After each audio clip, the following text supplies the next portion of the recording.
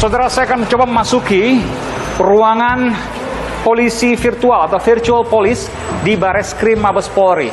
Saya akan menunjukkan pada Anda bagaimana kinerja polisi virtual yang belum pernah sebelumnya ada di media.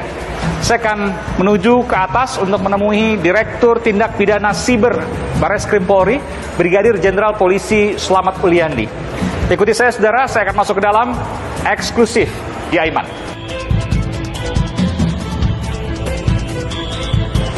Izin Pak, mau ke Dirtipid Siber, terima kasih.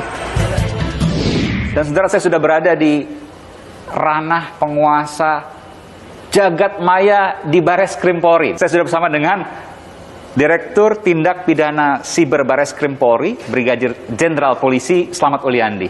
Ya. Selamat siang, Jenderal. Terima kasih. Selamat siang, Mas. Jadi Aiman, ini ranah yang menjadi kekuasaan untuk melakukan pengawasan, betul ya?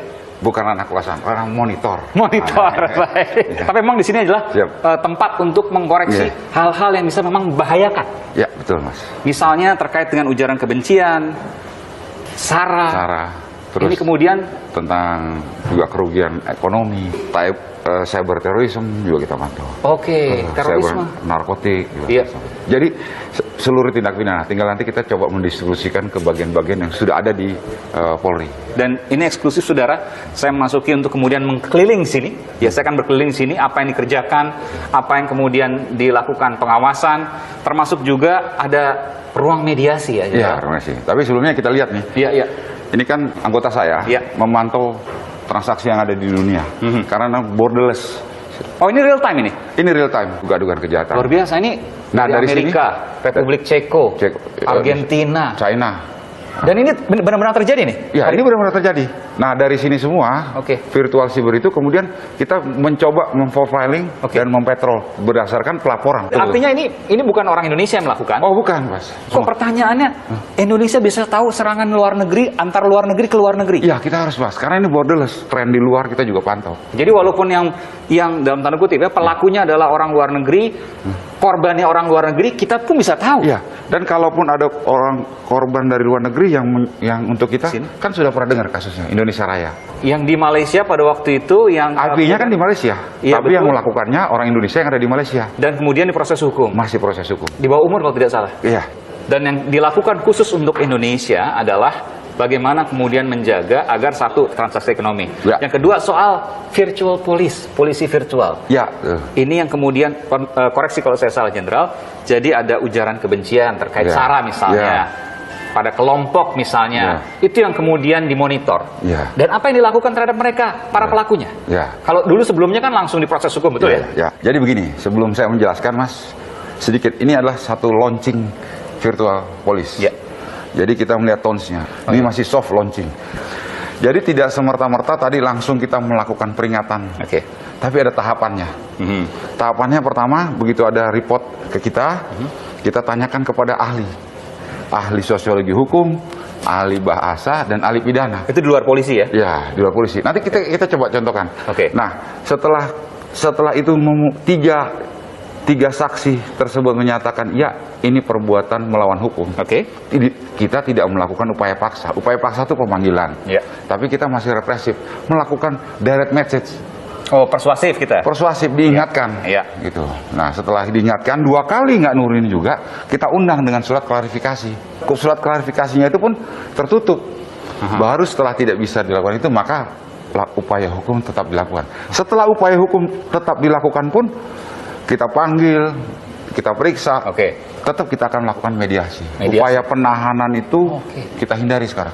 Ini walaupun terkait yang lain, misalnya ujaran kebencian terkait SARA misalnya. Nah, kalau SARA, kita lihat dampak efek dominonya. Damage-nya kita hitung. Kalau damage-nya itu sudah sangat masif dan tidak berdampak yang lebih besar, maka upaya-upaya hukum tetap harus kita tegakkan. Kalau pencemaran nama baik, misalnya saya sebutkan saja, misalnya ada kan sekarang misalnya Chaplin misalnya, atau Om Kumis misalnya, atau yang lain-lain misalnya.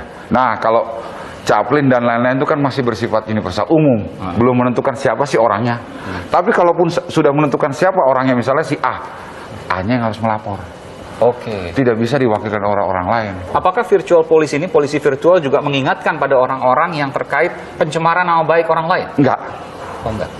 Tapi kalau sudah ada lapor resmi kita ingatkan. Karena delik aduan ini ya. Ya, delik aduan kita lakukan pengingatan dulu. Karena kalau pencemaran nama baik adalah delik aduan, kalau ujaran kebencian sara delik murni. Jadi langsung bisa diproses. Meskipun tidak langsung diproses, tapi dilihat dulu. Dilihat dulu. Tadi kan tahapannya sudah saya contohnya ada selamat siang, semoga sehat selalu, tahap 1, ini tahap 2-nya. Kita udah siapkan. Oh, ini diperingatkan oleh anggota di sini ya? Ya, ini format.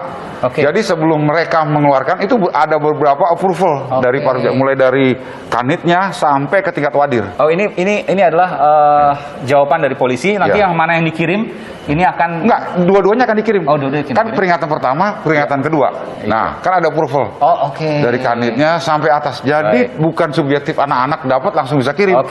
Jadi approvalnya lah. Ya, saya kasih contoh. Oh, ini direct message. Jadi personalize ya, betul-betul personal langsung. ya? Iya, karena itu kan privacy, Mas.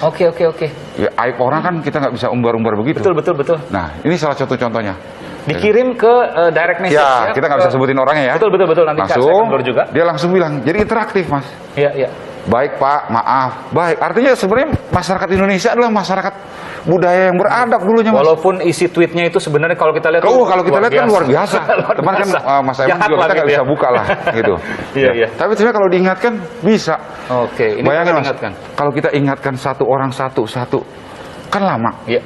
Tapi kita berbuat baik tuh kuncinya apa? Sabar. Saya bacakan dulu. Bacakan, silakan. Benar ya.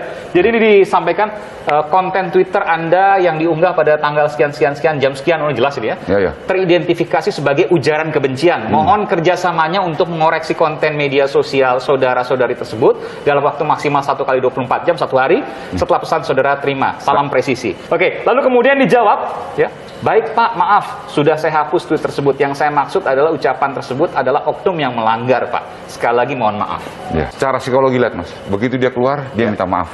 Kedua, terakhir dia minta maaf. Artinya apa? Masyarakat Indonesia punya potensi baik kok. 2 kali minta maaf itu. 2 kali minta maaf dari kemarin. Dan kalau sudah minta maaf selesai, close case. Terakhir, Jenderal, apa yang bisa disampaikan dari Direktorat Tindak Pidana Siber Barreskrim Polri untuk masyarakat secara umum? Gini, Mas, kalau yang mau saya sampaikan bahwa Direktorat Siber akan selalu terus bekerja, gitu kan, untuk minimal kita bisa memberi kesadaran pada masyarakat bahwa dulu kita nih budayanya adalah budaya yang beradab, ya kan. Dan kemudian kalaupun ada kesalahan yang berkaitan dengan kritik, kita nggak pernah tangkap kok dengan yang kritik. Mas, cek aja yang mana yang kritik kita tangkap. Kritik tidak akan pernah ditangkap. Sebelumnya juga nggak ada yang kita tangkap. Yang ada dia kritik dengan hoax dan fake.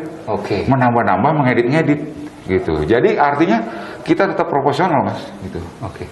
Dan satu lagi pesan saya, berpikir dulu sebelum share, Mas. Jari-jarimu ini bahaya hari ini, Mas. Saring sebelum sharing. Iya, lagi top gitu kan, saring sebelum sharing. Itu, Mas, kira-kira. Dan jadilah jari yang beradab. Nah, di pesan saya, kita mulai dari diri kita, dari keluarga terkecil kita dan lingkungan kita. Ingatkan diri kita, ingatkan anak kita, ingatkan orang tua kita, ingatkan sekeliling kita. Ini kemudian kita cita-citakan Indonesia yang damai, Indonesia sejahtera, dan juga tentram antar masyarakatnya. Kritik silahkan, tapi harus menggunakan data dan fakta yang asli, bukan hoax. Terima kasih. Direktur Tindak Pidana Siber Barreskrim Polri, Brigadir Jenderal Polisi Slamet Uliandi telah memberikan informasi program Aiman. Luar biasa. Terima kasih, Jenderal. Terima kasih, Mas Aiman. Sehat selalu. Sehat selalu juga. Mbak Tim.